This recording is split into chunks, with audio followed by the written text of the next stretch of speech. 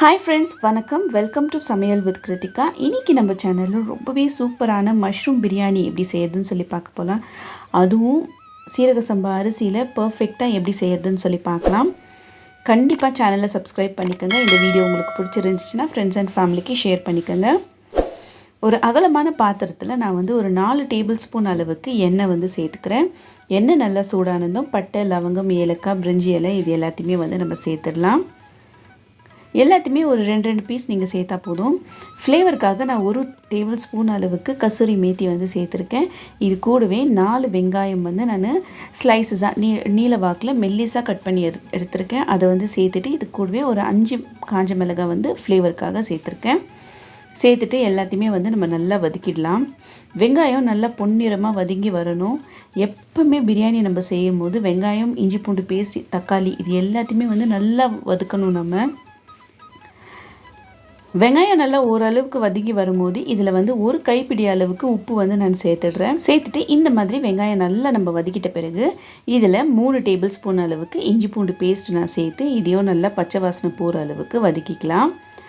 இஞ்சி பூண்டு பேஸ்ட் பார்த்திங்கன்னா நல்லா ஒரு மாதிரி முருங்கலான ஸ்டேஜ் வரணும். அது வரைக்கும் நம்ம நல்லா வதக்கிடலாம். இந்த மாதிரி நல்லா வதக்கின பிறகு ஒரு கைப்பிடி அளவுக்கு புதினா, ஒரு கைப்பிடி அளவு கொத்தமல்லியை நல்லா வாஷ் பண்ணிவிட்டு பொடியாக கட் பண்ணி இது கூட சேர்த்துக்கோங்க. சேர்த்துட்டு நல்லா கலந்துடுங்க.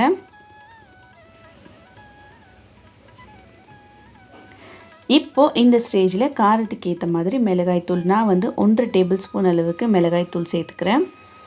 இது கூடவே 1 ஸ்பூன் அளவுக்கு மட்டன் மசாலா சேர்த்து நான் எல்லாத்தையுமே ஒன்றா கலந்துடுறேன். மஞ்சள் பொடி எப்போவுமே பிரியாணியில் சேர்க்க மாட்டாங்க. ஸோ இந்த மிளகா பொடி மட்டும்தான் இதுக்கு கலர் கொடுக்க போகுது.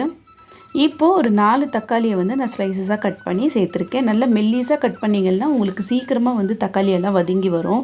ரொம்ப குண்டு குண்டாக கட் பண்ணிட்டோம்னா கொஞ்சம் டைம் எடுத்து அது வதங்கி வரும். ஸோ இந்த மாதிரி சேர்த்துட்டு தக்காளி நல்லா வதங்கி வரட்டும்.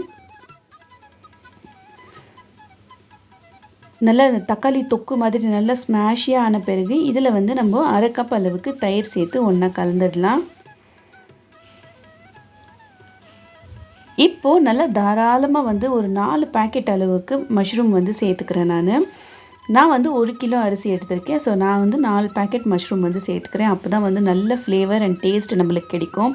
சும்மா பேருக்காக ஏதாவது ஒரு பேக்கெட் அப்படி சேர்த்தோம்னாக்கா கண்டிப்பாக டேஸ்ட் கிடைக்காது. நீங்கள் ஒரு பேக்கெட்டுக்கு 1 கிளாஸ் அரிசி, அதாவது 1/4 கிலோ அரிசி அந்த மாதிரி சேர்த்துக்கலாம். ஸோ மஷ்ரூம் சேர்த்துட்டு நல்லா வதக்கிடுங்க. இதை க்ளோஸ் பண்ணி ஒரு 5 நிமிஷம் மீடியம் ஃப்ளேமில் குக் பண்ணுங்கள்.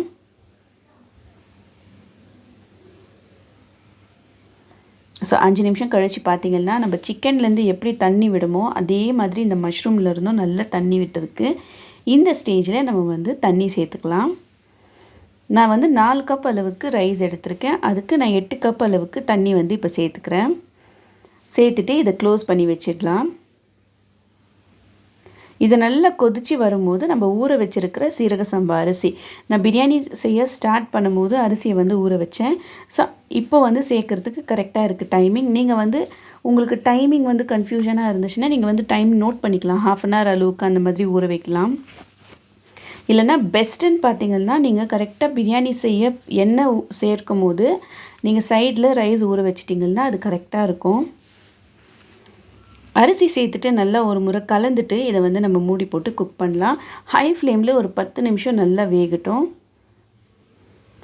இந்த மாதிரி நல்லா கொதித்து வரணும். அது ஒரு முறை நல்லா கலந்துருங்க. இந்த மாதிரி தண்ணி நல்லா திக்காக வந்துட்டு இருக்கிற ஸ்டேஜில் நம்ம இதை மூடி போட்டுட்டு தம்மில் ஒரு 1/4 hour நம்ம வச்சோம்னாக்கா சூப்பரான மஷ்ரூம் பிரியாணி ரெடி ஆகிடும்.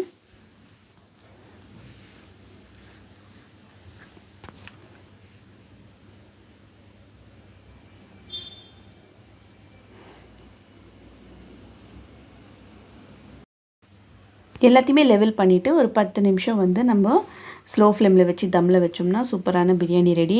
பார்க்கும் போதே தெரியுது தண்ணி எல்லாம் போயிட்டுருக்கு. சைடில் எண்ணெய் மேலே மிதந்து வந்திருக்கு. இந்த ஸ்டேஜில் லைட்டாக மிக்ஸ் பண்ணிவிட்டு ரொம்ப கலந்தோம்னாக்கா சீரக சம்பா அரிசி உடஞ்சிடும்.